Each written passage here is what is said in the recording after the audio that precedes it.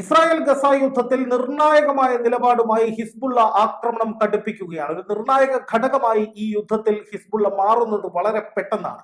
ഒറ്റയടിക്ക് 18 മിസൈലുകൾ തുരുതുര തൊടുത്തുവിട്ട് ഇസ്രായേലിന്റെ ഒരു സൈനിക പോസ്റ്റ് അപ്പാടെ പരിപൂർണമായി തകർത്തു തരിപ്പണമാക്കിയെന്നാണ് ഹിസ്ബുള്ള ഏറ്റവും ഒടുവിൽ അവകാശപ്പെടുന്നത്. ഇന്നലെ IDF തലവന്മാരെ കേന്ദ്രീകരിച്ചുകൊണ്ട് 6 മണിക്കൂറിൽ 8 വ്യോമാക്രമണങ്ങൾ നടത്തിയെന്ന് ഹിസ്ബുള്ള അവകാശപ്പെട്ടിരുന്നു.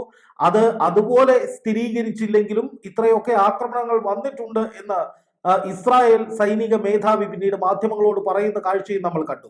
അതായത് സാധാരണക്കാരെ അങ്ങോട്ട് കയറി അടിച്ചു കൊന്ന് വ്യോമാക്രമണം നടത്തി തീർത്ത് 21,000 പാവങ്ങളെ കുരുതി കൊടുത്തിട്ട് വലിയ സംഭവമാണെന്ന് ഇസ്രായേൽ പറയുമ്പോൾ അതല്ല യഥാർത്ഥ സംഭവം.